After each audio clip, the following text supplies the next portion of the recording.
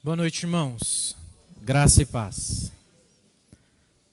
Quero convidar você a abrir comigo no livro dos Atos dos Apóstolos, primeiro capítulo, capítulo 1. Nós vamos ler juntos os versículos 6 a 11. Atos, capítulo 1, versículos 6 a 11. Na verdade, peço que você acompanhe a leitura que eu farei em voz alta, e você pode aí acompanhar tanto na projeção quanto na sua Bíblia. Atos capítulo 1, versículo 6 a 11.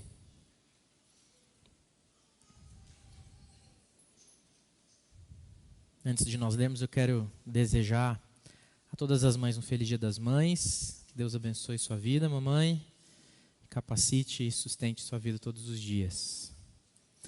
Atos dos Apóstolos, capítulo 1, versículo 6 a 11 diz assim: Então, os que estavam reunidos com Jesus lhe perguntaram: Será este o tempo em que o Senhor irá restaurar o reino de Israel? E Jesus respondeu: Não cabe a vocês conhecer tempos ou épocas que o Pai fixou pela sua própria autoridade. Mas vocês receberão poder ao descer sobre vocês o Espírito Santo. E serão minhas testemunhas, tanto em Jerusalém como em toda a Judeia e Samaria, até os confins da terra. Depois de ter dito isto, Jesus foi levado às alturas à vista deles, e uma nuvem o encobriu dos seus olhos. E estando eles com os olhos fixos no céu, enquanto Jesus subia, eis que 2 homens, vestidos de branco, se puseram ao lado deles. E lhes disseram: Homens da Galileia, por que vocês estão olhando para as alturas? Esse Jesus que foi levado do meio de vocês para o céu, virá do modo como vocês o viram subir. Vamos orar mais uma vez? Deus bendito, nós estamos aqui diante da sua palavra, nós a lemos e nós pedimos ao teu Santo Espírito que nos ilumine a mente, o entendimento, para que nós possamos entender aquilo que o Senhor está nos ensinando através dessa palavra. Eu peço, Pai, que o Senhor me use com autoridade, com intrepidez, com ousadia, para a glória do teu nome, para ministrar o teu povo, assim como o Senhor ministrou e tem ministrado meu coração a respeito desse texto também. Pai, que nós saiamos daqui desafiados, encorajados e habilitados pela sua palavra a continuar a jornada da vida cristã em direção a Cristo Jesus. Fala conosco, opera em nós coisas maravilhosas. Em nome de Jesus é que nós oramos. Amém. Amém. Irmãos, nós, infelizmente, não temos uma profunda tradição de seguirmos o calendário cristão. É verdade que muitos aspectos do calendário cristão a gente associa com outras linhas e perspectivas religiosas, mas nisso a gente perde muita riqueza. E a riqueza de observar algumas datas interessantes, importantes, que nos ensinam muitas coisas importantes e interessantes. Uma delas que nós vamos falar hoje é sobre a ascensão de Jesus. A gente ainda atrela muito ao catolicismo, mas na verdade é um calendário dos cristãos. E após 40 dias da Páscoa, nós celebramos a ascensão de Jesus. Os 40 dias após a Páscoa foram marcados ali, né? O 40º dia, no dia 9, na última quinta-feira, que então marca o tempo em que Jesus ficou, desde a sua ressurreição até a sua ascensão, ainda entre os seus discípulos e aparecendo a pessoas e ainda realizando milagres e fazendo coisas extraordinárias. É verdade que a gente não sabe, né? Não tem exatidão de que a Páscoa aconteceu, até porque nem no nosso calendário ela é um dia fixo, né? Ela tem uma referência de domingos, mas não é no mesmo dia todo ano. Alguns anos ela cai em março, como aconteceu esse ano, outros anos em abril. Foi março mesmo, né? Finalzinho de março, é isso? Março, outros anos em abril. E não é esse o apego que a gente tem. A gente não está se apegando à data. O nosso empenho não é se segurar a essa data e dizer esse dia é diferente de todos. Jesus subiu aos céus quinta-feira passada. Não é isso. Mas justamente lembrando dos acontecimentos que a Bíblia nos narra, nós não perdermos as riquezas que a palavra nos ensina. O domingo de hoje, então, a palavra que conduz o nosso tempo de pregação é justamente esse acontecimento. 40 dias depois da ressurreição de Cristo, onde a Bíblia fala para nós, e aqui no próprio livro dos Atos, se vocês voltarem alguns versículos do que a gente leu, ele vai dizer ali, no versículo, vou ler desde o versículo 1. Escrevi o primeiro livro, ó Teófilo, relatando todas as coisas que Jesus começou a fazer e ensinar, até o dia em que foi elevado às alturas, depois de haver dado mandamentos por meio do Espírito Santo aos apóstolos que tinha escolhido. Depois de ter padecido, Jesus se apresentou vivo aos seus discípulos, com muitas provas incontestáveis, aparecendo-lhes durante 40 dias e falando coisas relacionadas com o reino de Deus. E comendo com eles, deu-lhes esta ordem: não se afaste de Jerusalém, mas esperem a promessa do Pai, a qual vocês ouviram de mim. Porque João, na verdade, batizou com água, mas vocês serão batizados com o Espírito Santo dentro de poucos dias. Então Jesus não só aparece, não só ensina, não só está ali com ele, realiza feitos miraculosos, mas ele ainda come com eles, como um corpo vivo, como alguém realmente que voltou a viver.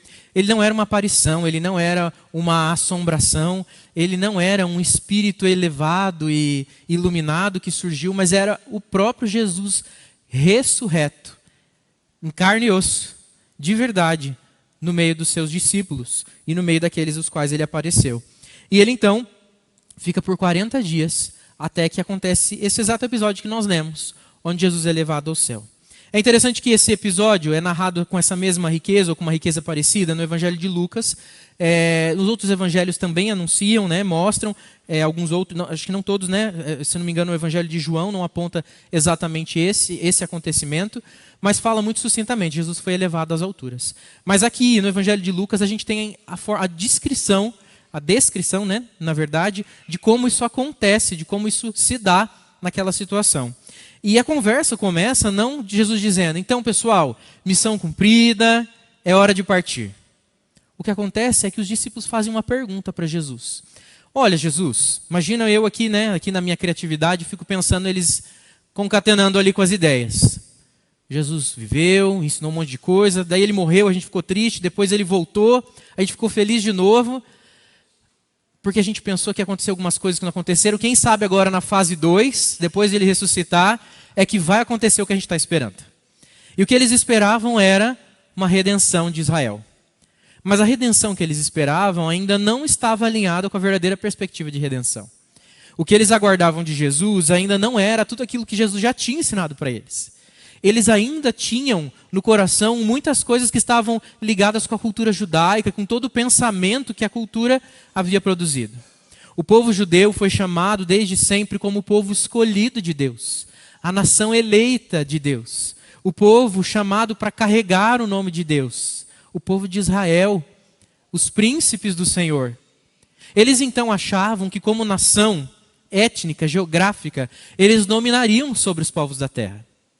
Mas quando a gente olha aí por toda a história de Israel, não foi isso que aconteceu. Não sempre. Eles tiveram tempos de domínio relativo ali sobre o seu território, sobre a sua região. É verdade que nós vimos Abraão prosperando debaixo das mãos e do cuidado de Deus, lá nos primórdios do povo de Israel. Mas nós precisamos lembrar que eles foram levados exilados pelos babilônios, pelos persas, ficaram debaixo dos gregos, e aqui, no tempo de Jesus, debaixo da dura opressão e vigilância do grande império romano.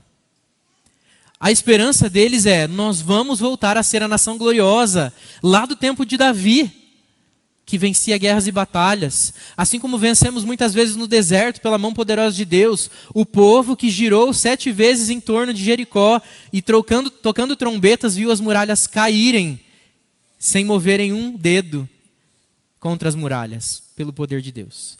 A expectativa deles é que o Senhor Jesus então seria um grande general, que lideraria um exército, que derrotaria Roma. Um grande rei, que deporia Herodes e governaria sobre Israel de maneira justa e verdadeira. Talvez então um grande mestre da ciência e do conhecimento, que seria o fariseu dos fariseus, ou o sumo sacerdote dentro da sinagoga de Jerusalém, do templo de Jerusalém, melhor dizendo, que governaria a religião de maneira pura e alinhada com o Senhor. Ou talvez um grande estudante das ciências e das filosofias e que pudesse então fundar escolas no meio do povo de Israel e fazer deles um povo tecnologicamente desenvolvido acima de todas as nações. E eles olham para Jesus e falam: Jesus, o Senhor viveu 33 anos. Não aconteceu. Aí o Senhor morreu. 3 dias a gente ficou triste. Mas o Senhor ressuscitou. E agora já passaram 40 dias. E o Senhor parece que ainda não desenrolou o que tinha que acontecer. E aí eles perguntam: Jesus, é agora, chegou a hora. É agora que o Senhor vai então fazer a gente vencer. É agora que o povo de Israel vai triunfar. É agora que nós seremos a grande nação vista por todo mundo, triunfante sobre todas as outras nações. É este o tempo em que o Senhor irá restaurar o reino de Israel. Jesus, então, não dá meias voltas. E ele fala, não tem nada a ver com vocês saber quando, onde, aquilo que meu pai planejou. O tempo e a época não pertencem a vocês. Isso é fixado pela autoridade de Deus Pai, e é Ele que sabe quando isso deve ser feito. Mas para vocês eu tenho algo. Tem algo que diz respeito a vocês. E vocês vão receber poder ao descer sobre vocês o Espírito Santo, para que vocês sejam minhas testemunhas em vários lugares. Aqui onde nós estamos, nas regiões vizinhas, mas aonde quer que vocês tiverem que ir, aos confins da terra, ali vocês irão para serem minhas testemunhas. E aí acontece algo maravilhoso. Jesus, imagine você, está conversando com alguém, e de repente essa pessoa começa a ficar mais alta. E ela começa a crescer. Aí de repente você olha para o chão e fala, nossa, por que essa pessoa está subindo? Não tem nenhum morrinho aqui, não tem nenhum tablado, não tem nenhum degrau. E você olha para o chão, o pé dela não está encostando no chão mais. E daqui a pouco, essa pessoa ela não só aumentou na sua altura, mas você percebe que ela está flutuando porque ela já passou, os pés dela já passaram da altura da sua cintura. E aí você vai se assustando e vai olhando para trás e andando e vendo, e ele de repente subiu. Subiu de tal forma que uma nuvem o encobre e ele desaparece da vista das pessoas. Esse momento marca a ida de Jesus para o céu. Pode ser que olhando para isso a gente fique apegado com a visão de pensar em qual nuvem Jesus está morando? Em qual nuvem que ele está? Esse céu que ele foi está acima aqui do céu que nós enxergamos? Jesus, então, na verdade, subiu numa nave.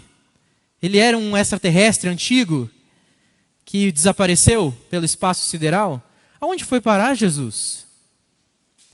Na verdade, o que acontece com Cristo ali é algo que está conectado com aquilo que aqueles homens podiam compreender no seu tempo, na sua cultura.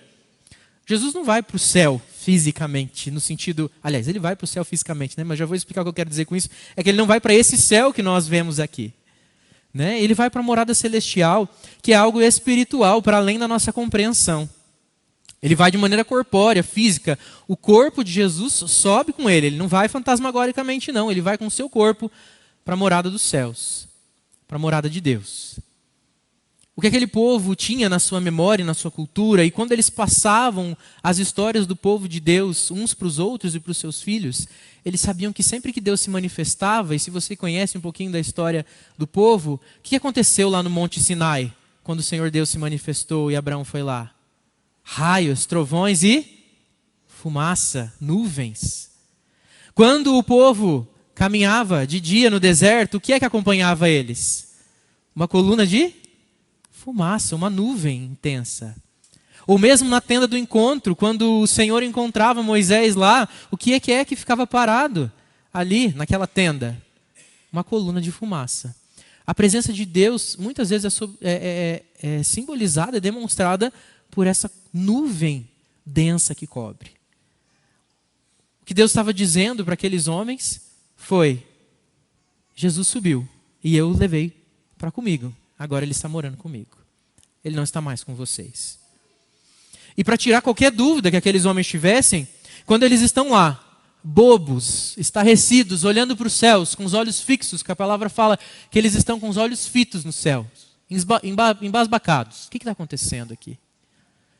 Surgem dois homens vestidos de branco e falam com eles: por que vocês estão olhando para o céu? O que é que vocês estão esperando de lá?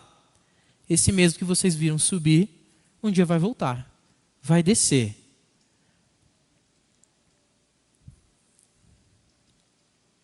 Da mesma maneira em que vocês o viram subir. A ascensão de Jesus não é só um acontecimento para ser lembrado. Não é só um dia para ser marcado no calendário cristão, para a gente ficar contando, deu 30, deu 20, quantos dias faz que a Páscoa passou? Para nós sabermos que Jesus, nesse meio tempo, subiu aos céus. Mas ela está ali para nos ensinar algumas coisas importantes, pelas próprias palavras que Jesus proferiu ali a respeito da sua subida. E a primeira questão que a gente começa a enxergar é justamente sobre essa situação da restauração do reino de Israel e essa pergunta que os discípulos fazem. E a resposta de Jesus é muito clara. Se aqueles discípulos esperavam, então, uma restauração política, militar, geográfica, para que eles ganhassem de novo o espaço na terra que foi perdido para Roma, tecnológica, econômica, ou até mesmo religiosa, institucional, o Senhor Jesus fala, não será pelo poder dos homens a chegada do reino de Deus. Não é aquilo que os homens podem prover com as suas mãos, o seu pensamento, com as suas pronunciações, as suas anunciações, seus discursos. Nada disso é que fará com que a chegada do reino aconteça. A nossa primeira lição com esse texto é que o reino de Deus, ele é movido pelo poder do Espírito Santo. O reino de Deus é movido pelo poder do Espírito Santo. Nós vemos isso ali quando Jesus responde a eles no versículo 7. Aliás, no versículo 8. Vocês receberão poder. É poder mesmo, mas não é poder humano. Não é poder político. Não é poder econômico. Não é poder tecnológico. Não é poderio de territórios, de dominância territorial. Não é poder militar, a capacidade de guerrear com força. Mas é poder extraordinário que vem da parte de Deus. É poder do Espírito Santo que move o reino de Deus. O reino de Deus, lá em Romanos 14, 17, fala que é paz, justiça e alegria do Espírito Santo. O reino de Deus é um conjunto de princípios, verdades e presença do Espírito de Deus que rege a vida dos crentes. O reino de Deus é algo que é instaurado, instalado e trazido pelo próprio Cristo e confirmado, movido pela presença do Espírito Santo.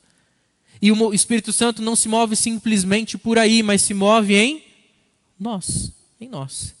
E é isso que diz lá em Lucas 17, 21. O reino de Deus está dentro de nós. Se nós temos alguma esperança, expectativa de que o reino de Deus vai se instalar lá na nação de Israel, nós precisamos voltar para a palavra. O reino de Deus está dentro de nós. Se nós temos alguma expectativa que o reino de Deus vai ser uma grande movimentação do sistema mundial, economicamente falando, politicamente falando, ou um poderio bélico muito forte, ou que a igreja de Cristo dominará sobre o mundo de uma maneira política, econômica, socioeconômica que seja, nós precisamos voltar para a palavra. Porque o Espírito se move dentro de nós e ele levanta a igreja de Deus para ser o reino de Deus e fazer e trazer aquilo que o reino de Deus é para o mundo. Demonstrar aquilo que o reino de Deus é para o mundo. Mas o Espírito Santo de Deus, ele está em nós. Marcos capítulo 4, versículo 26 a 29, Jesus fala que o reino de Deus é semelhante a um homem que lança a semente sobre a terra. Noite e dia, estando ele adormecido ou acordado, a semente gemina, cresce, embora ele nem saiba como isso acontece. A terra por si própria produz o grão, primeiro o talo, depois a espiga, e então o grão cheio na espiga, e logo o grão fica maduro, o homem passa a foice, porque chegou o tempo da colheita. O reino de Deus não está preso nas nossas mãos. Ele não é dependente de nós, mas ele é manifestação do poder do Espírito Santo de Deus. Porque o reino de Deus não vem do poder humano. A esperança dos discípulos é que o poderio humano pudesse se levantar e Jesus seria então aquele que seria o rosto da revolução. O rosto estampado nas novas bandeiras. O nome que todos diriam como líder grande dessa nação nova que se levantaria. E Jesus está dizendo, não, meu reino não é desse mundo. E muitas vezes nós continuamos iguais aos discípulos. Jesus, é esse o tempo que o Senhor vai manifestar o seu reino? E eu digo para você, acorde. O reino de Deus está dentro de nós. E se ele não se manifestou na sua vida, é porque você ainda não provou do Espírito de Deus. Porque o reino de Deus é movido pela presença poderosa do Espírito de Deus. Nos move com poder que vem dos céus. Se nós queremos ver então a transformação das coisas ao nosso redor, nós precisamos nos encher do Espírito, porque nós é quem manifestaremos pelo poder do Espírito de Deus o reino de Deus aqui, na terra já, hoje. O reino de Deus, parte dele está reunido aqui nessa noite, eu creio nisso, porque nós temos o Espírito de Deus em nós. Mas o reino de Deus não pode ser uma reunião dos crentes. O reino de Deus é algo que vai com a gente para todo lado. Porque se ele é a manifestação do poder do Espírito Santo, o Espírito Santo não mora aqui dentro da igreja, mora dentro de nós, e ele precisa ir embora junto com a gente. E ele precisa aparecer na nossa vida todo instante. Nós precisamos falar e viver de acordo com a presença do Espírito que habita em nós. Nós precisamos ser reino de Deus lá em casa. Nós precisamos ser reino de Deus no trabalho. Nós precisamos ser reino de Deus nos nossos relacionamentos. Nós precisamos ser reino de Deus em lugares difíceis. Nós precisamos ser reino de Deus em lugares inóspitos. Nós precisamos ser reino de Deus na alegria ou mesmo na dor, tristeza e escassez. O reino de Deus não depende das nossas forças. E o Espírito de Deus, ele é constante na sua obra e trabalho. É por isso que nós podemos ter a certeza de que esse reino não cairá. Porque se a gente desanimar, o Espírito permanece poderoso. Se faltar dinheiro e a igreja não tiver dinheiro e eu não tiver dinheiro, o reino de Deus não esmorece porque ele não depende das nossas finanças. Se eu não tiver aonde morar, se geograficamente eu não ocupar nenhum espaço significativo, o reino de Deus não terminará, porque ele não depende de um território.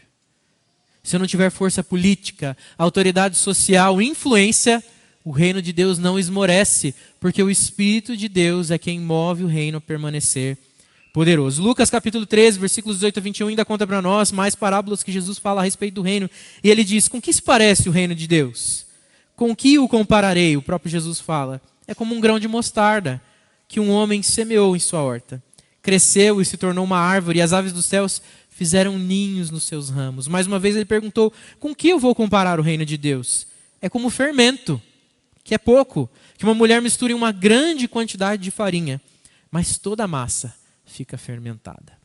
O reino de Deus é essa pequena semente que transforma o nosso coração por completo, que atinge todas as áreas da nossa vida, que transforma todo o nosso ser e nos faz viver a partir dos padrões do Espírito Santo, da palavra de Deus, o reino de Deus manifesto. O reino de Deus é essa semente que nós nos tornamos e semeamos na vida das pessoas. E aonde nós estamos, ainda que a nossa ação seja pequena e ínfima, se movida pelo poder do Espírito, ela se torna como um fermento, em pouca quantidade, numa grande massa cheia de farinha, que é toda modificada. Talvez você seja só uma semente onde você está, mas o Senhor, pelo seu santo poder, pode fazer grandes coisas através da sua vida. Por causa dele, não por causa de mim e de você, mas por causa dele em nós. Se nós queremos ver então a manifestação do reino de Deus, nós precisamos buscar pela presença do Espírito de Deus. E como que a gente faz isso? Tempo com Deus. Ajoelhados em casa, no nosso quarto, em secreto, e o nosso Pai que vem em secreto nos recompensa com a sua presença em tempo de oração, em tempo de leitura da palavra, em tempo de conhecimento de Deus, em vivência, em prática daquilo que a gente tem aprendido. Com tempo na casa do Senhor, em comunhão com os irmãos, fortalecendo uns aos outros, na proclamação da verdade, na anunciação do Evangelho aos perdidos. É assim que nós somos enchidos pelo Espírito, na medida que nós nos relacionamos com Ele. Porque nós cremos num Deus próximo, relacional, de intimidade. Isso nos leva, então, à segunda lição. Se a primeira lição falava para nós que o reino de Deus é movido pelo poder do Espírito, a segunda lição nos mostra que esse mover do Espírito faz com que o reino de Deus seja feito de testemunhas. O reino de Deus não é feito simplesmente de atitudes externas, mas de pessoas que externam essas atitudes. E elas são chamadas de algo específico aqui por Jesus, que são testemunhas. O Senhor Jesus diz assim, e recebereis poder ao descer sobre vós o Espírito Santo, e vocês serão minhas testemunhas. A palavra testemunha aqui é a mesma palavra para mártir, inclusive é a palavra grega mártir. Porque a testemunha é aquela que narra não só daquilo que ouviu falar, mas daquilo que testemunhou com os seus olhos, que testificou, que viu, comprovou com seus próprios olhos. E ela não repete uma série de ensinamentos, mas repete uma série de atos que ela mesma viu e provou e conhece. Uma testemunha que fala, num julgamento, que fala, olha, eu ouvi dizer que aconteceu isso, isso e isso. Ela não tem validade. A testemunha que tem validade é aquela que viu, presenciou, provou do acontecimento. E ela tem autoridade para falar. E que testemunha com tanta intensidade, com tanta verdade, com tanta propriedade, cheio do Espírito, que é capaz de se tornar um mártir. Uma testemunha até a morte daquilo que crê e que conhece. Se você viu algo e alguém fala que aquilo não aconteceu, a gente precisa ter um compromisso com a verdade, não é mesmo? Imagine que você testemunhou um crime. Testemunhou algo sério, alguém fazendo uma terrível maldade contra outro. É chamado num tribunal e a pessoa diz, eu não fiz isso. E você fala, não, eu estava lá. Eu vi, foi você sim. E você sabe que eu vi. Não, eu não vi. Eu não fiz, eu não estava nem lá. Estava, era você, é o seu rosto. A gente chega a ficar indignado quando a gente vê alguém mentindo tão descaradamente, não é verdade? Mas a verdade do Evangelho é muito mais do que testemunhar um ato corriqueiro, ainda que seja um crime. É testemunhar uma verdade eterna de um Cristo que nos alcançou e que nós podemos provar dele, não só ouvir falar dele. De um Cristo que a gente não precisa simplesmente ler sobre ele na palavra, mas que ao ler sobre ele na palavra, nós caminhamos com ele todos os dias. E mesmo que nós não os vemos com os nossos próprios olhos, as suas ações são incontestáveis. Assim como as provas de que Jesus havia sido ressuscitado eram incontestáveis, a vida de Cristo em nós ela se torna incontestável na medida que nós o provamos com intimidade. A realidade de que Jesus Cristo vive, morreu por nós, ressuscitou para vencer a morte e conquistou para nós a salvação e a esperança do céu, é uma verdade incontestável que nós podemos testificar no momento em que nós provamos do mover do Espírito. E é por isso que o reino de Deus não é feito de cursos de teologia, de aulas de escola bíblica. E com isso eu não estou dizendo para você que você não precisa fazer essas coisas, porque essas coisas são extremamente enriquecedoras. Mas tem gente que acha que é pela quantidade de livros que leu, de cursos que fez, que conhece Jesus. O reino de Deus é feito e movido pelo poder do Espírito. Porque tem gente que vai morrer cheio de conhecimento de Cristo. Teórico. Mas nunca se tornou uma testemunha verdadeira. Porque não foi movido pelo poder do Espírito. Agora, se você crê que é movido pelo poder do Espírito, se você tem provado de Jesus, então vai estudar. Capriche. Porque essa é a melhor coisa que você pode adquirir para você. É mergulhar nos ensinos de Cristo. É conhecer mais da sua palavra, do seu caráter, de quem Ele é, para que você seja um imitador fiel de Jesus, uma testemunha verdadeira. Que é tão profundo o testemunho que você dá, que você imita aquele a quem você testemunha. Você age como Ele agiu. Você fala como Ele falou. Porque você repete os atos que Ele mesmo praticou. O Senhor Jesus não tem funcionários, alunos, servidores, mas amigos fiéis, testemunhas que o conhecem de perto e caminham junto dele, e na medida que caminham com ele, o conhecem tão intimamente, que não vem alternativa mais viável e prazerosa do que dar a toda a sua vida e até mesmo chegar à morte por causa dele, Cristo Jesus. Esse é o reino de Deus. O reino de Deus é movido pelo Espírito e composto de testemunhas. Eu e você somos essas testemunhas. Precisamos ser. Agora não existe testemunha de boca fechada. E mesmo que nós estejamos falando de alguém que não é capaz de falar, ainda assim ele pode se comunicar. Seja com linguagem de sinais, seja mesmo com desenhos. As testemunhas precisam abrir os seus lábios e proclamar o testemunho daquilo que veem, conhecem, provam e vivem com o Senhor Jesus. Não existe testemunha tímida, calada, escondida. Não existe testemunho de agente secreto. Existe testemunho de gente que fala, se posiciona e proclama o reino de Deus. Então nós vimos que o reino de Deus é movido pelo Espírito, que o reino de Deus é feito por testemunhas. E a terceira lição que nós temos aqui desse texto, e última, é que o reino de Deus é carregado de esperança.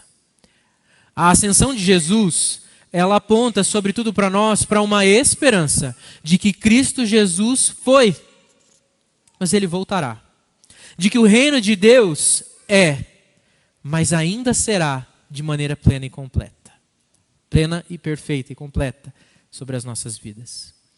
De que há uma esperança de que aqui nós vivemos só um pouco, um lampejo, uma faísca, uma vírgula numa grande narrativa do céu.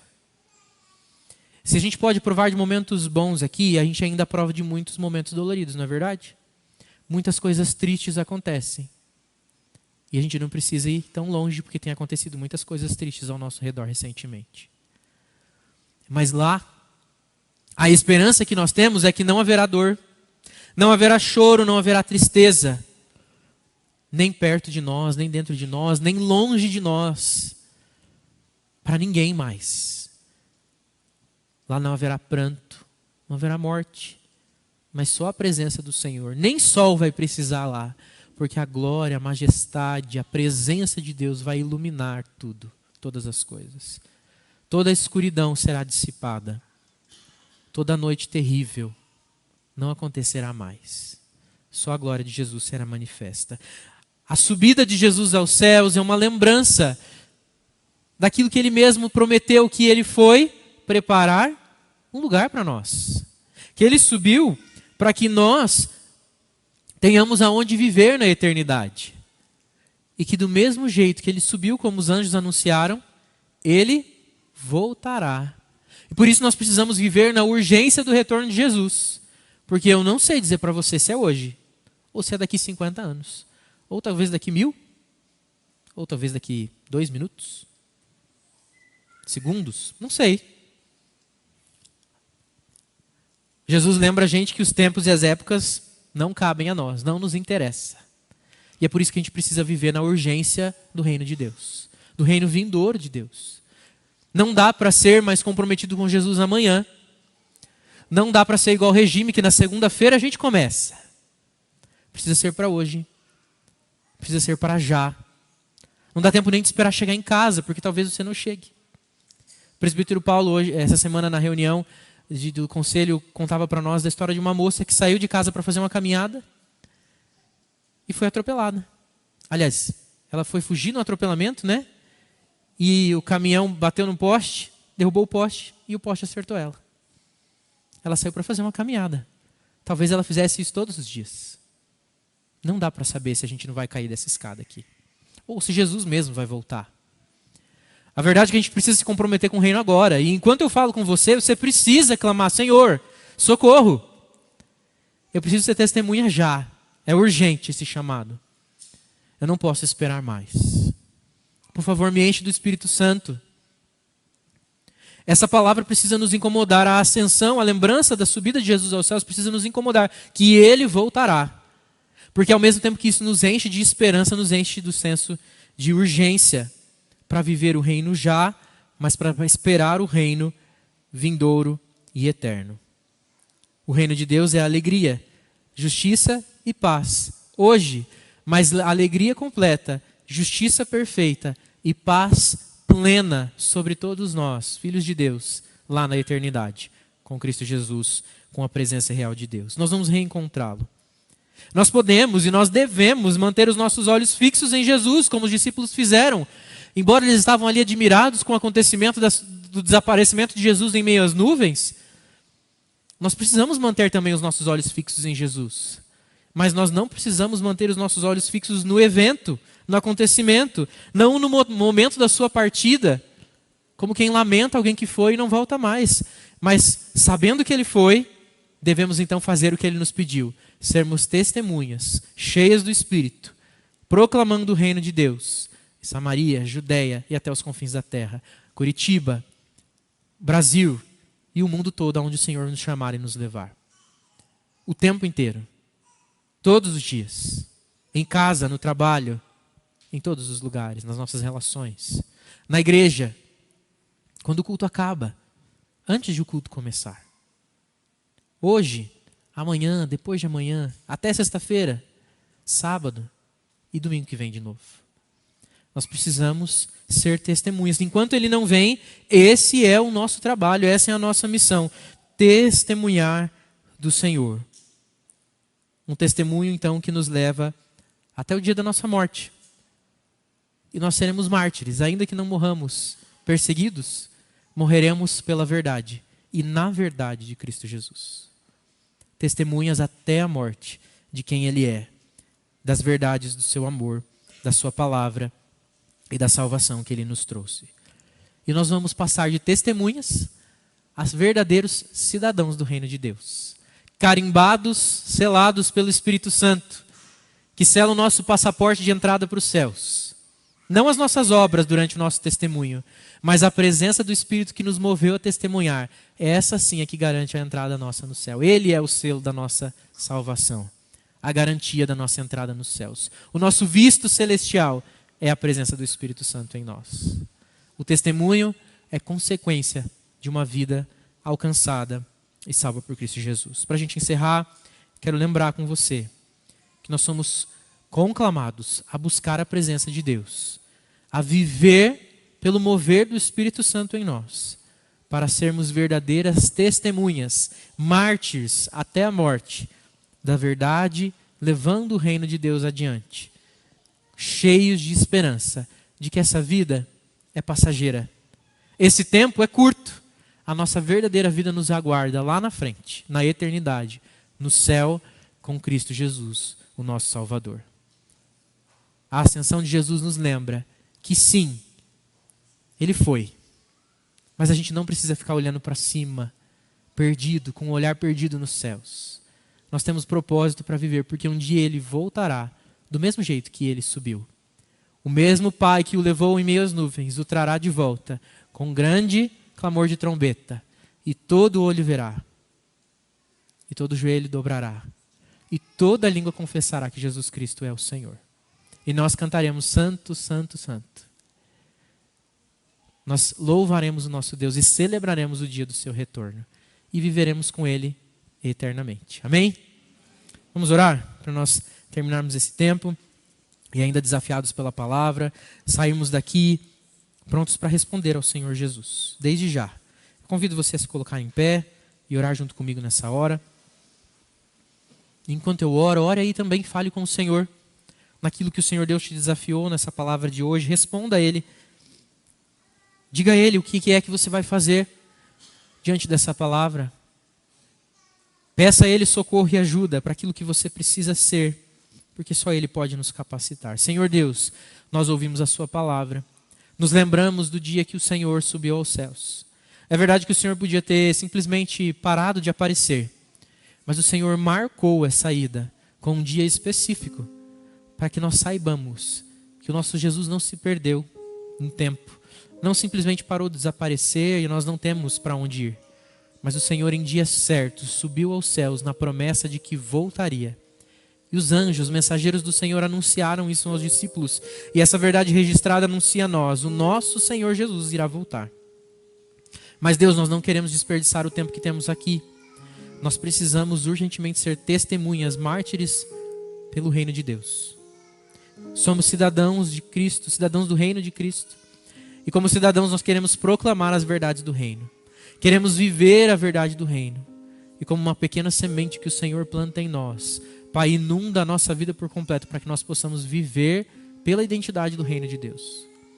Pai querido, nos move também a viver cheios do Espírito Santo, porque essas verdades do reino, esses princípios do reino, eles não brotam do nosso coração e da nossa moralidade. Muito pelo contrário, o que nós temos para oferecer de nós mesmos é pó, é péssimo, é ruim demais. mas movidos pelo Espírito nós podemos fazer coisas inimagináveis. O Senhor Jesus disse que nós faríamos coisas até mais poderosas do que as que Ele fez. E nós cremos nessa palavra. Por isso, Pai, enche o Teu povo do Teu Santo Espírito e nos encontra também na Sua presença, sempre buscando o Senhor, para que possamos conhecê-lo mais e provar mais da relação com o Senhor. E cheios do Espírito possamos ser verdadeiras testemunhas. Pai, que esse mesmo Espírito, o Espírito de Deus que habita em nós, possa nos encher de esperança. Porque é verdade, é difícil ser testemunha nesse mundo. Como é difícil, ó Deus, por causa das nossas limitações, mas porque esse mundo também é terrível. Tem muitas coisas tristes, ó Pai. Coisas que fogem do nosso controle. Mas até aquilo que a gente pensa que podia controlar, o nosso coração se vê maldoso. Pai, a gente vê nas notícias tudo que tem acontecido lá, por exemplo, no Rio Grande do Sul, e como tem gente ainda tirando proveito disso. Isso mostra a podridão do nosso coração. A gente não é capaz de se compadecer um pelos outros. Mas então Deus enche o nosso coração de esperança, de que esse tempo é passageiro. Que nós poderemos ser aqui testemunhas, mas que devemos ansiar por sermos cidadãos do céu de Deus. Moradores permanentes da eternidade de Deus. Onde não haverá choro, pranto, tristeza, mas só a sua glória permanente sobre nós, que nos livra de uma vez por todas de todo mal e de todo pecado. Lá não vai ter nem mais possibilidade de pecar, e isso enche o nosso coração de esperança. Lá não haverá nem mesmo possibilidade de dor, e isso enche o nosso coração de alegria e paz. Lá não haverá injustiça, porque o Espírito de Deus, o próprio Deus, reinará lá soberanamente com a sua justiça. Ele, o sol da justiça, brilhará todos os dias. Pai, então nosso coração se enche de esperança diante dessa verdade. Jesus vai voltar, nós não estamos sós. Nós não ficaremos aqui para sempre. Que o nosso coração possa ansiar por esse dia. Não como quem anseia pela morte porque desistiu de viver, mas como quem vive intensamente porque sabe o que o aguarda depois dessa vida. Coisas melhores, dias perfeitos na presença do Senhor. Que nós sejamos alegrados com essa verdade, enchidos de esperança pela presença de Deus. Nos fortalece, ó Deus, dia após dia, nos leva para casa em segurança, nos dá um tempo de comunhão aqui após o culto. Obrigado, Deus, pela sua palavra que nos ensina, pela sua igreja que nos acolhe, pelo seu povo que nos consola e nos ajuda. E é onde nós podemos servir e abençoar também. É no nome de Jesus que nós oramos. E que a maravilhosa graça de Cristo Jesus, o amor de Deus, o nosso Pai, a comunhão, a consolação do Espírito Santo seja com cada um de nós e com todo o povo de Deus espalhado por toda a terra, hoje e para todo sempre. Amém.